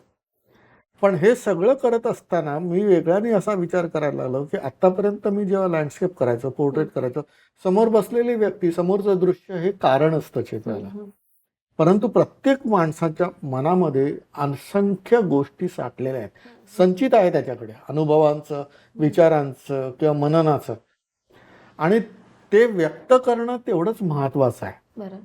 कलाकार ते व्यक्त करतो, मग ते साहित्यातनं असेल, संगीतातनं असेल, नाटकातनं, सिनेमातनं, कशात नाही. तसंच चित्रकार आणि शिल्पकार सुद्धा व्यक्त करतात. हे व्यक्त करण्यासाठी आतमध्ये असलेल्या विषयांना सुद्धा बाहेर आणायला पाहिजे, जी अमूर्त आहेत. अमूर्त म्हणजे आपल्याकडे ॲब्स्ट्रॅक्ट म्हणतात, तसं नाही. ॲब्स्ट्रॅक्ट म्हणजे केवलाकारी आहेत, पण अमूर्त म्हणजे जे मनात आहे परंतु ते बाहेर व्यक्त झालेलं नाही, मग ते शब्दातून किंवा कशातरी होईल. त्यामुळे मग मी विचार करायला लागलो की केवळ पोर्ट्रेट आणि लँडस्केप करतो त्यावेळी समोरच्या दृश्यामध्ये किंवा समोरच्या व्यक्तीमध्ये मी पेंटिंग बघतो, परंतु जे पेंटिंग आत आहे जे कोणीही बघू शकत नाही, फक्त मी बघू शकतो, ते करणं महत्वाचं आहे. ह्याच्यासाठी म्हणून मग मी वेगळ्या पद्धतीने काम करायला सुरुवात केली. आणि 92 सालच्या पहिल्या प्रदर्शनात, म्हणजे त्याच्या अगोदर पण कॉलेजमध्ये वगैरे मी करायचो, परंतु ते फारच त्रोटक किंवा तुटक असायचं. परंतु एक विषय घेऊन काम करणं म्हणून वेटिंग, म्हणजे ज्याला आपण प्रतीक्षा असं म्हणतो, तर प्रतीक्षा हा विषय घेऊन मी काम केलं. मग त्या प्रतीक्षा हा विषयाला पौराणिक काही आधार आहे का, ऐतिहासिक काही आधार आहे का, तसंच डे टू डे लाईफमध्ये आपल्याला पण काय जाणवतं का, अशा विषयांना घेऊन काम करायला सुरुवात केली. मग प्रतीक्षा केलं मी, एज ऑफ इनोसन्स म्हणजे बालपण या विषयावरती केलं. त्याच्यानंतर मदर अँड चाइल्ड हा विषय घेतला. नंतर बिईंग विथ अस म्हणून केला. मोगरा फुलला केलं, बुद्ध केलं, कृष्ण केलं. अनेक सिरीजच्या सिरीज झालेल्या आहेत. ह्या सगळ्या सिरीज करत असताना मात्र त्या सगळ्या चित्रांमध्ये मी आपल्या भारतीय विचाराला कुठे कुठे स्थान देता येईल हे मी पाहायचं. कारण त्याला कुठेतरी वाचलेल्या, विचार केलेल्या आणि अनुभवलेल्या गोष्टींचा सत्याचा आधार असतो. आणि त्या आधारावरती मी चित्र करत असते. आणि ही चित्र जेव्हा होत असतात ना, त्यावेळी ती चित्र केवळ एक चित्र नसते, ती संपूर्ण अशी मालिका जी असते ना, ती एक संपूर्ण विचार घेऊन आलेली असते. मग त्या प्रदर्शनाला ना तुटक असं काही नसतं, त्याला एक संपूर्ण एक संद वजन असतं त्या, आणि ते चित्रातून जाणवतं.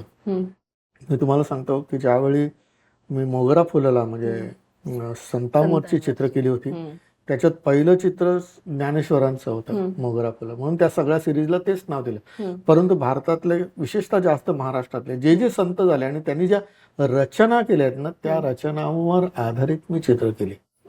आणि ती आधारित अशा प्रकारे की ती रचना करत असताना त्या संताला काय जाणवलं असेल, मगाशी म्हटलं ना की विचारांना एक दृश्य असतं, ती जाणीव मी त्या चित्रातून आणण्याचा प्रयत्न केला. आणि तुम्हाला सांगतो की संपूर्ण चित्र प्रदर्शनामध्ये 7 दिवसात रोज कोणा ना कोणतरी रडून जायचा. हो, मला आठवतं एक माणूस आला होता, त्यांनी माझे दोन्ही घट्ट हात धरले, डोळ्यातनं नुसते अशा गंगा वगैरे ते ओघळत होत्या, काहीही बोलता येत नव्हतं तेव्हा, ते फक्त हात धरले आणि तो निघून गेला.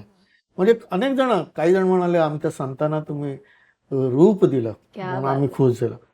नंतर मला आठवत आहे की एक पाश्चात्य कपल होतं, लंडन किंवा कुठून अमेरिकेतून, आपल्या गोरे सगळेच पाश्चात्य, त्यामुळे ते आलं होतं कपल. ते जवळजवळ तासभर की अर्धा पाऊण तास बघत होते एक एक चित्र, एक एक चित्र. जेव्हा माझ्या टेबलाशी कोणी नाही म्हटल्यावर ते आले आणि म्हणाले, we don't know the story behind every painting, but we felt the existence of Jesus Christ.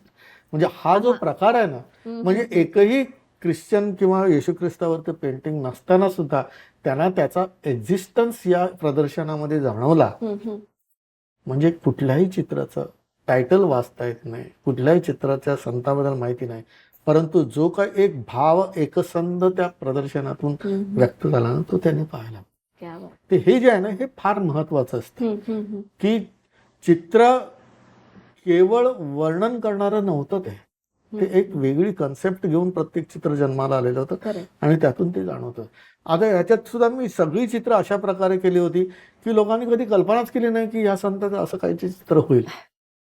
म्हणजे नामदेवांना मी पायरीवरती बसवलं होतं, ते नामदेव म्हणजे आम्ही पायरीचे चिरे नामदेवांचे, म्हणजे तिकडे त्यांना पंजाबमध्ये जाणवतं आणि परत त्यांनी ठरवलेलं होतं की आपण प्राण सोडणार तर इकडेच. आणि मग ते दाढी वाढलेले असे ते एकतारे घेऊन त्या पायरीवरती, आणि नामदेवाची पायरी प्रसिद्ध आहे पंढरपूरला. तर हे असंच या प्रकारचे चित्र. इथं का उभा तू श्रीरामा म्हणून रामदासांचं एक वेगळंच रूप मी त्या ठिकाणी व्यक्त केलं होतं. कबीराची होती, सूरदासांचं पण पेंटिंग केलेलं होतं, सूरदासांचं एक. आणि शेवटी काय असतं माहिती, तर ह्या सगळ्या चित्रांच्या नंतर ती सिरीज संपत नाही, कारण मनामध्ये तुम्ही एक विचार पेरलेला असतो आणि त्याच्यामधनं असे एक चित्र यायला लागतात ना, मग त्या मनाला सुद्धा एक सवय लागते आणि त्याच्यानंतर सुद्धा काही चित्र येत असतात.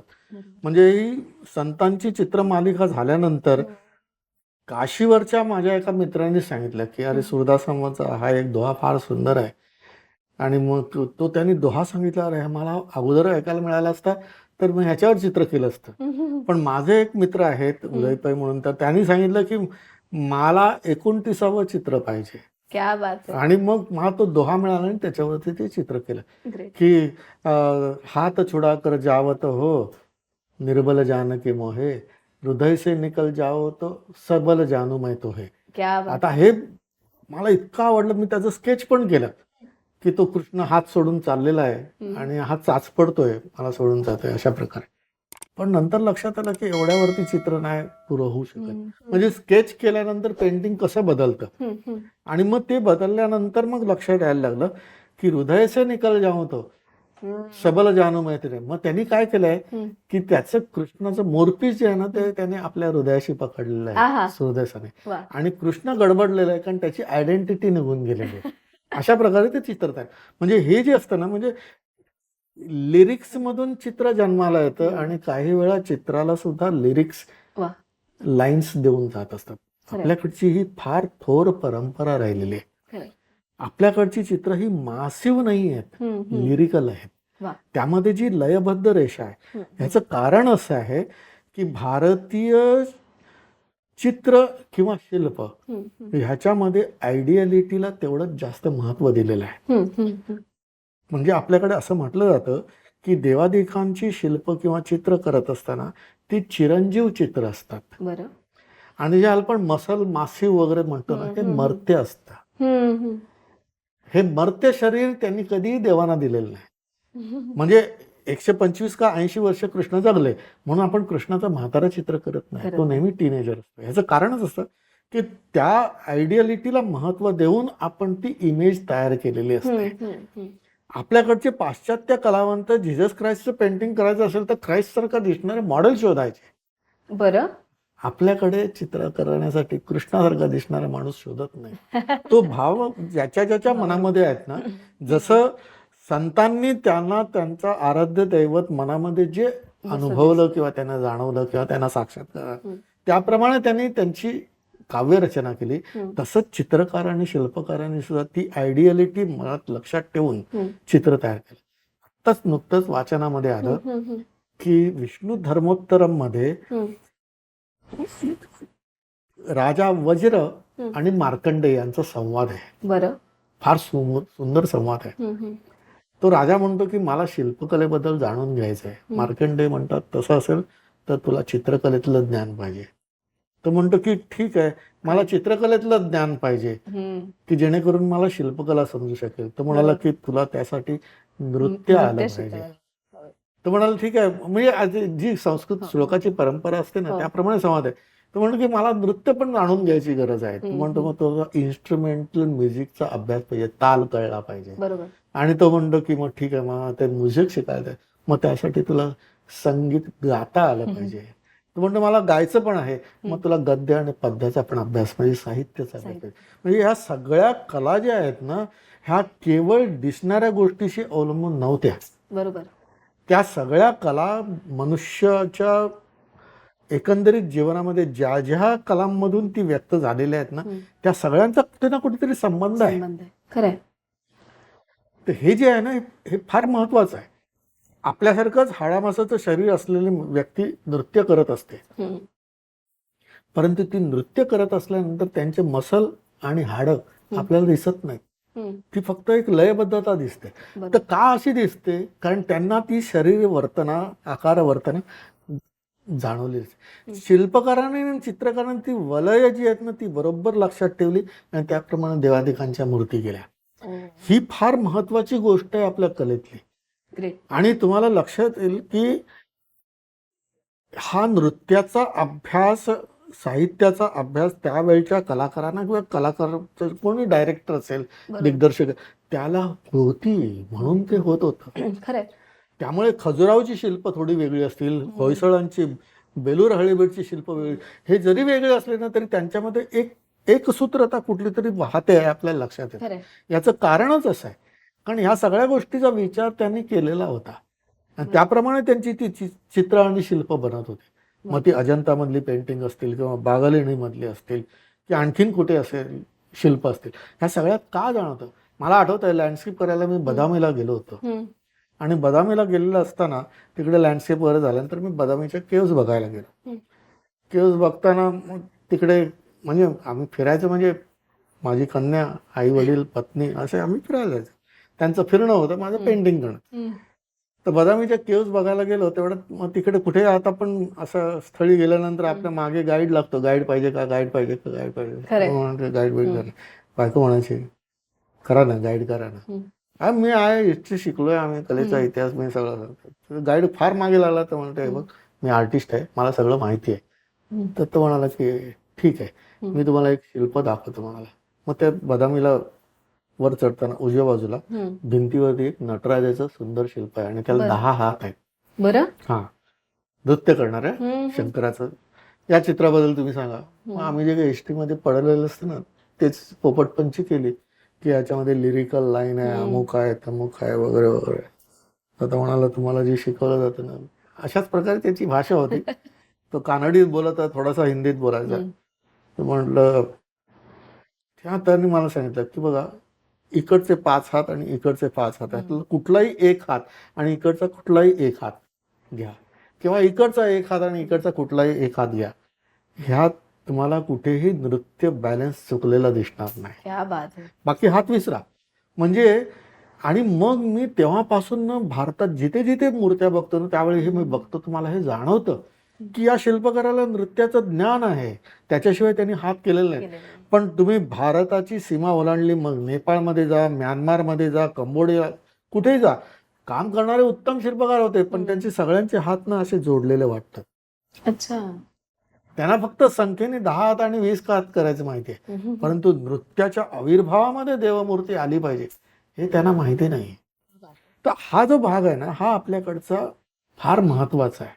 तर तुम्ही खूप अप्रतिम मुद्दा मांडलात. म्हणजे जो कदाचित आमचा पुढे प्रश्न येणार होता तो तुम्ही आपोआप जुळवून घेतलात. कारण बऱ्याचदा हा विचार आमच्या मनात असतो, कारण सर्वसाधारणतः विद्यार्थी म्हणून ना सर आम्ही एक कला शिकायला लागलो की त्याचाच विचार करत करत पुढे जातो एका कल्लीहून. म्हणजे चित्रकला तर चित्रकला, संगीत तर संगीत. पण जे तुम्ही सांगितलं रसिक भाऊ, मला असं वाटतं की आपण ही गोष्ट लक्षात घेणं फार गरजेचं आहे.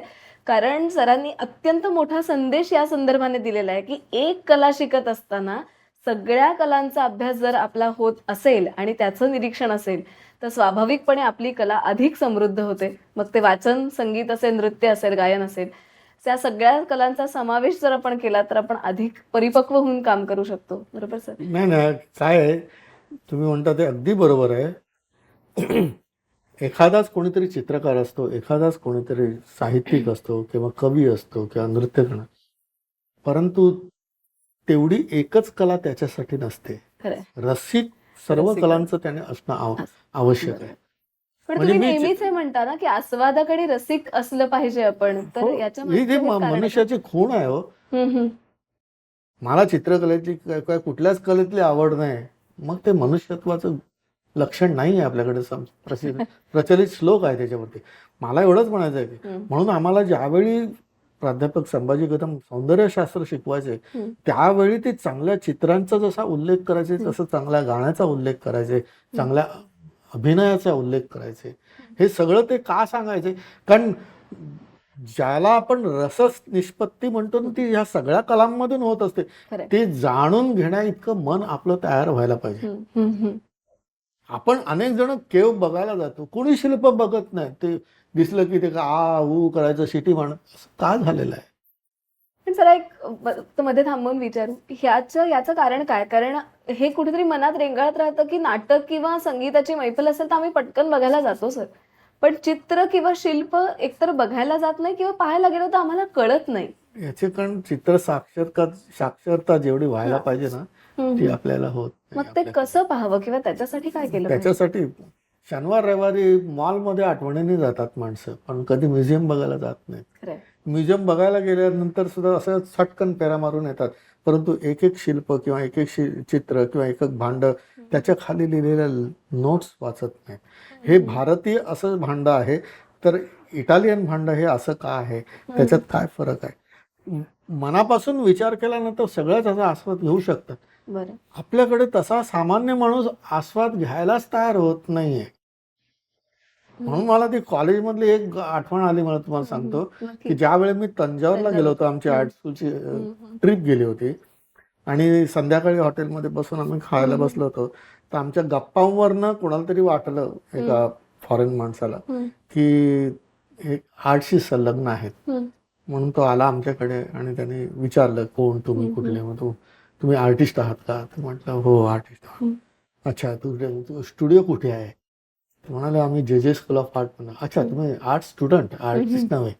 असं म्हटलं. आमचा एक मित्र म्हणाला चपराक मारली रे मला. तो म्हणाला तसं नाही, तर काय म्हणतो बघूया. मग तो म्हणाला की मी तुम्हाला 2 चित्र देतो. म्हणते नटराजचं पोस्ट कार्ड तिकडे म्युझियम मध्ये मिळतात, आणि एक त्यांनी आणलेलं होतं ते डाईंग स्लेव्ह, मायकेल एंजेलोचं स्कल्पचर होतं. या दोन्ही चित्रामधला फरक, साम्य काय वाटतं तुम्हाला सांगा. मग आम्ही जे शिकवलं ते मासिव आहे, लिरिकल आहे, आमच्याकडे रिदम आहे, तुमच्याकडे फक्त असं. त्यावेळी त्यांनी पण मला सांगितलं की तुम्हाला जे शिकवलं गेलं ना ते तुम्ही सांगताय, तुमचं काय निरीक्षण आहे सांगा. मग आम्ही काय सांगू शकलो नाही. तेव्हा त्यांनी सांगितलं दोघांनीही पाय वर उचललेला आहे. नटराजाचा पण पाय वर उचललेला आहे आणि डाईंग स्लेव्ह आहे त्यांनी पण थोडा थोडा पाय वर उचललाय. पण ह्या ठिकाणी एनर्जी डिकेईंग आहे आणि ह्या ठिकाणी मात्र ही उत्स्फूर्तपणे वर आलेली आहे. अशा पद्धतीने आम्ही कधी बघितलंच नाही. म्हणजे आपल्याला जे शिकवलंय त्याचं प्रश्नाचं उत्तर आपल्याला परीक्षेत लिहायला यावं म्हणून आम्ही शिकतोय. परंतु ह्या दोन्ही गोष्टी बघितल्यानंतर आपल्या मनात पण काहीतरी वेगळे पण जाणवतं. मी त्याचं काहीतरी रीडिंग करतोय. चित्र आणि शिल्प ही नुसतीच पाहण्यासाठी नसतात. चित्र शिल्प ही वाचता आली पाहिजेत. वाचण्याचं कामच करत नाही. पण ती कशी वाचायची, म्हणजे आम्हाला त्याची शिकवण दिली नाहीये सर. काय असतं, चित्रपट तुम्ही बघताना तेव्हा तुमचं मन त्या चित्रपटातल्या प्रसंगाप्रमाणे सरकत जातं. कादंबरी वाचताना कादंबरीतल्या प्रत्येक पानाप्रमाणे तुमचं मन सरकत जातं. तसं सिरीज असेल, नाटक असेल, काही असेल. परंतु ज्यावेळी स्थिर चित्र बघत असता त्यावेळी तुमचं मन त्या चित्रातून फिरत फिरत असताना त्याचा प्रसंग, नंतरचा, अगोदरचा, तुमचं मत, या सगळ्या गोष्टी त्याच्यात चालू असतात. यांनी ही रचना केलेल्या प्रत्येक या चित्रातला पार्ट काय काय बोलतंय, काय काय सांगताय हे आपल्याला पाहता आलं पाहिजे. हे चित्र वाचणं आहे. चित्र पाहिलं पुढे गेला, चित्र पाहिलं पुढे गेला. तर त्या निरीक्षण करून पाहणं जे आहे ना ते जमलं पाहिजे. चित्र कुठलंही आपण पाहत असतो ते वाचता येणं महत्वाचं आहे. मला आठवत आहे नॅशनल पार्कमध्ये मुलांची चित्रकलेची स्पर्धा होती. महाजन सर माझे जे शाळेतले गुरु ते मला घेऊन गेले. आज जजिंग करायचं, चल रे म्हणून. मग तिकडे हरित क्रांती आणि अमुक सगळे हल्ली मुलांना इतके अवजड प्रश्न देतात, विषय देतात, काहीतरी मग ते कोरोनावरती आणि अमक्यावरती. सर म्हटलं याच्यामध्ये एक विषय ऍड करा, काही चांगली चित्र बघायला मिळतील. मग तू सांगता माझी आई हा विषय द्या म्हटलं. आणि तुम्हाला सांगतो की अनेकांनी चित्र काढली. म्हणजे हे ते हरित क्रांती वगैरे पेक्षा आहे ना, आई या विषयावर कोणीतरी शाळेत घेऊन जाते, आई घरात काम करते किचनमध्ये, असे एक चित्र त्याच्यामध्ये असं होतं की त्यांनी फक्त आईचं पोर्ट्रेट काढलं होतं चेहरा आणि त्याला हा हार घातला होता. कारण त्याने त्याच्या आईला फक्त असंच बघत आला होता. आता हे चित्र त्याला फर्स्ट प्राइज दिलं आम्ही, कारण त्याने त्या चित्रामध्ये काय पाहिलंय आणि काय काढलंय ते आपल्याला वाचता आलं पाहिजे ना. म्हणजे काही चित्र डोळ्यात येतात आणि डोळ्यातून परत जातात, काही बुद्धीकडे जातात, काही हृदयाकडे डायरेक्ट पोचतात. तसं ते चित्र असतं. त्यामुळे ह्या चित्रामध्ये त्याला त्याची काय भावना ही जर तुम्ही वाचली नाही तर काय याच्यात ड्रॉइंग बरोबर नाही केलं, याने नाक बरोबर नाही केलं, असं नाही करता येत. त्यामुळे हे चित्र वाचणं हे महत्वाचं. चित्र वाचणं याचाच अर्थ कलाकाराने त्याच्यात काय ओतलंय ते तुम्हाला कळलं पाहिजे. हे पाहणं जमू शकतं पण मेहनत घ्यायलाच तयार नाही. सर तुम्ही जी भावदृष्टी देता ना आणि तुमच्या प्रत्येक चित्रामध्ये आणि विशेषत्वाने चित्रमालिकांमध्ये तर ती आम्हाला फारच पाहायला मिळते. मला आणखीन एक उत्सुकता म्हणून विचारावं असं वाटतं. सर तुमची चित्र पाहत असताना चौकट, खापराचा तुकडा किंवा कासव, खार, हरुताई छोटीशी हे आम्हाला सातत्याने बघायला मिळाले आणि त्यात ते कळत नाही की हे का बरं चिन्ह म्हणून काय येतं. जेव्हा वासुदेव कामत अशी आम्ही सही पाहतो तेव्हा कधीतरी ती छोटीशी चिन्ह पण दिसतात. नंतर मी ती चिन्ह करायला सुरुवात केली. बरं. सहसा रामायणापासून सुरुवात झाली. त्याच्या अगोदर खापराचे तुकडे पण असायचे, चौकट असायची. याचं कारण असं की आपण जेव्हा एखाद्या गोष्टीचा विचार करतो ना, त्यावेळी एक चौकट फ्रेम असते. म्हणजे आम्हाला चित्र किंवा शिल्पाला जसं स्टँड लागतो, चित्राला एक चौकट लागते. म्हणजे त्या चौकटीच्या बाहेर आणि आत खूप काही गोष्टी असतात, खरंय. परंतु तुम्ही ह्या चौकटीत जे आहे ना त्याचा विचार करावा, म्हणून ती चौकट असते फ्रेम. बरं. तो एक फिनिशिंग टच असतो त्याला. आणि त्याचप्रमाणे मूर्तीला स्टँड असतो किंवा बॅकग्राऊंड असते, जे काय असेल ते. तर हे सगळं करत असताना मग त्या चौकटीला मी चित्रात आणायला लागलो. बरं. कारण भले पेंटिंगला वेगळं फ्रेम आहे, परंतु त्या फ्रेममध्ये जो विषय दिलेला आहे ना त्याला पण एक वेगळी चौकट आहे. म्हणून मी खिडकी आणि दारं याचं कारणच असं आहे, कारण खिडकी आणि दारं ही अशी आहेत, आत येणाऱ्या आणि बाहेर जाणाऱ्या गोष्टी. कधी कधी बाहेरून काही गोष्टी आत येतात, कधी कधी आतून काही गोष्टी बाहेर जातात, आणि कधी कधी आपण आतच असतो परंतु आपलं मन बाहेर जात असतं आणि आत येत असतं. या दृष्टिकोनातून खिडकी आणि चौकट काही पहिल्या पेंटिंग मध्ये पूर्वी यायची. हळूहळू मग ते कायम राहत नाही, ते बदलत असतं. मग रामायणाची चित्र केली त्यावेळी मनात आलं, पूर्वीपासून वाटत होतं रामायण करावं करावं. या रामायणाच्या चित्रांचे मी आतापर्यंत 12-13 प्रयोग केले. आता नुकतंच मी विजयवाडामध्ये पण प्रयोग करून आलो, स्लाइड्स दाखवणं आणि त्याच्यावरती निरूपण करणं. तर ही चित्र करत असताना मला सारखं वाटत होतं की करावं करू नये, करावं करू नये. कारण रामायण हे असं आहे की कुठल्याही ललित कलेने त्याला स्पर्श केला नाही असं झालेलं नाही.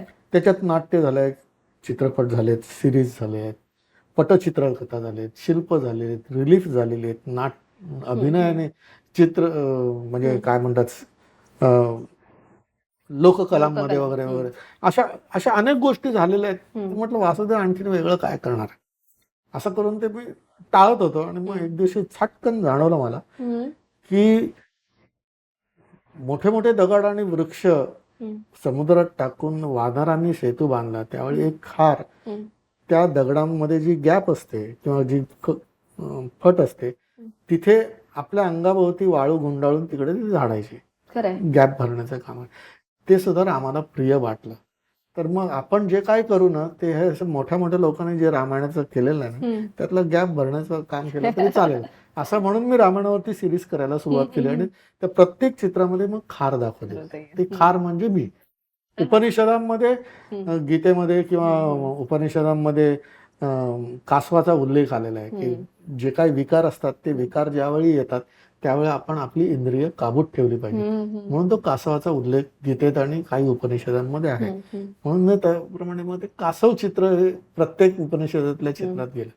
कालिदासाचं केलं त्यावेळी भुंगा शकुंतलामध्ये होता आणि ती गोरंटीची फुलं मेघदूतामध्ये होते. तर हे सगळं सिंबॉलिक आपली उपस्थिती अशा दृष्टिकोनातून मी करत असे. मग मुलांना ते गंमत असायची, ही बघ इकडे खार आहे तिकडे खार आहे. एकच चित्र असं होतं की ज्याच्यामध्ये फक्त माझी सही होती, तर तिकडे पहिलंच येते. ते म्हणायचे ह्याच्यात खार दिसत नाही. म्हटलं जवळ जाऊन बघा, जी माझी जी सही आहे ना त्यालाच मी खार केलेली होती. वासुदेव. ते असं अशा अनेक गोष्टी आहेत, त्या गमती करत असतो. हा थोडासा ह्युमर टच म्हणतो ना की त्याला असा दिला की त्या प्रदर्शनामधला प्रेक्षक रेंगाळतो. त्यांनी नुसतंच बघावं आणि जावं असं नाही, तर त्याच्यावर त्यामुळे मग प्रदर्शनात बसतो मी, त्यांच्याशी संवाद करायचा असतो, त्यांच्याशी बोलायचं असतं. ह्या सगळ्या गोष्टी करण्यासाठी म्हणून प्रदर्शन करतो. पण प्रदर्शनं बऱ्याचदा तर चुकीच्या पद्धतीने घेतली जातात की फक्त चित्र विकण्यासाठी, पण तुम्ही खूप वेगळा विचार या निमित्तानं मांडला. माझी चित्र विकली जातात पण exhibition is not my income source. ते वर्षभर माझं काम चालूच असतं. एक्झिबिशन मध्ये एकही पेंटिंग विकलं नाही गेलं तरी मला काही वाटत नाही. माझ्या प्रदर्शनात असंही झालेलं आहे की एकही पेंटिंग विकलं गेलं नाही. पण माझ्या विचार जो मांडला ना सर प्रदर्शनाबाबतीत, तो मला खूप महत्त्वाचा वाटतो. याचं कारणच असं की ती एकच जागा अशी असते की त्या ठिकाणी तुम्ही राजे असता. खरंय. आणि तुम्हाला जे वाटलं ना ते तुम्ही केलेलं असतं. वर्षभर तुम्हाला इतरांना काय पाहिजे त्याप्रमाणे तुम्ही करून देत असता. परंतु कधीतरी अशी जी वेळ येते की मला काहीतरी करायचंय, तर हा आपल्यामध्ये असलेला कलाकार व्यक्त करण्याचं काम प्रत्येक कलाकारांनी केलं पाहिजे. मी तुम्हाला गंमत म्हणून सांगतो, हे का आवश्यक आहे. एक प्रस्थापित कलाकार कॅलेंडरमध्ये काम करणारे होते. माझ्यापेक्षा खूप वयस्कर होते, नाव सांगत नाही. तर ते मला एक दिवशी म्हणाले की कांवत साहब, आप जो पेंटिंग में दिखाते हैं ना वो हमें कभी जमता ही नहीं, आप बताइए इसके लिए क्या करना पडेल. मी त्यांना म्हटलं चरण स्पर्शेला तुम्ही बुजुर्ग आहात, असला मला प्रश्न विचारू नका. नाही नाही, वय विसरा, पण तुम्ही मला काहीतरी सांगा म्हणाले. तर थोडासा खूप संकोच वाटत होता, कारण ते वयाने मोठे होते. साहेब म्हटलं एक काम करा, एक दिवस एक पेंटिंग असं करा ते कोणीही तुमचं विकत घेणार नाही. तो बघत राहिला, म्हणे क्या कहते हैं आप. म्हटलं हाँ, ये इसीलिए बोल रहा हूँ कि जब भी आप कैनवास रखते हैं ना और काम करना शुरू करते हैं तो यही सोचते ये खरीदेगा ना, सेल होगा ना, असा विचार करा की हे माझं चित्र कोणीही घेणार नाहीये, असं मी चित्र करेन. त्यावेळी तुमच्या मनामध्ये असलेले असंख्य विषय तुमचे बाहेर यायला लागतील. कारण दरवेळी आपण हा एक विचारच केलेला की आपण चित्र करतो ते विकण्यासाठी, आपण प्रदर्शन करतो ते विकण्यासाठी. म्हणजे अनेक वेळा आमचे मित्र किंवा अनेक बघतो मी की जे जहांगीरमध्ये किंवा कुठेही प्रदर्शन करत असताना सगळे म्हणजे 30-40 चित्र लावलेली आहेत, 50-60 आणून ठेवलेले आहेत. म्हणजे कोणी विकलं गेलं की परत ते काढून दुसरं लावायचं. प्रदर्शन हे दुकान नाहीये. खरंय. मग तुम्ही तुमचं दुकान वेगळं थाटा. अरे 4 वर्षांनी 5 वर्षांनी गॅलरी मिळते, मी कशाला चान्स सोडू. हे जेव्हा फाटे येतात ना, त्यावेळी तुमच्यातला जो दडलेला कलाकार आहे ना, तर हा कुठेतरी जखमी होतो. हे आपण पाहत नाही, विचार करत नाही. आणि अनेक मोठ्या मोठ्या लोकांच्या असं मनात येत नाही की आपण असं करू नये म्हणून. त्यामुळे प्रदर्शन आणि दुकान ह्याच्यातली गॅप नाहीशी झाली. ह्याचं कारण हे आहे की प्रत्येकजण काहीतरी विकलं गेलं पाहिजे ह्याचा विचार करतोय. तर तसं नाहीये. विकण्यासाठी तुम्ही नंतर का हवे ते प्रयत्न करा, पण ते 7 दिवस तुमच्यातला कलाकार फक्त त्या ठिकाणी दिसेल याचा विचार करा. आला विकत घ्यायला तर चान्स कशाला सोडा, तुम्ही विका, परंतु विकण्यासाठी म्हणून कुठलंही चित्र करू नका त्या 7 दिवसासाठी. बाकी मग सगळं आयुष्य पडलेलं आहे, तुम्ही काम करू शकता. हे करणं आवश्यक आहे. म्हणून प्रदर्शनाचं महत्व आहे, परंतु हे महत्व कळायलाच खूप काळ जातो. सगळ्यांनी आपल्यातला मी बाजूला ठेवून सगळ्यांनी एकत्र येऊन काम केलेलं आहे. अशा प्रकारे आज का होत नाही. आणि वारली समाजामध्ये एखाद्या भिंतीवरती चित्र नसेल तर त्याला तो नागडी भिंत म्हणतो. कला ही ताई अशी आहे की ती कलाकृतीबरोबर शेवटपर्यंत राहते. चराचरा रंगविषयी रंग तुझा कोणता रे, कुठे कुठे शोधू तुला तुझे अनंत देवारे. म्हणजे तुम्हाला सांगतो, आपल्याकडे मूर्ती भग्न झाली की ती पूजेला पात्र नाही असं समजतात, त्याची पूजा करत नाही. परंतु कलाकारांनी केलेला संस्कार जो आहे ना, त्या मूर्तीच्या प्रत्येक तुकड्यामध्ये शेवटपर्यंत कायम असतो. 10x10च्या खोलीत सर अनेक जण येत आहेत, गर्दी गोंधळात तुम्ही स्वतःचा स्व शोधलाय आणि इतकं मोठं विश्व उभं करून सगळ्या संघर्षाचं सामर्थ्यात रूपांतर केलंय.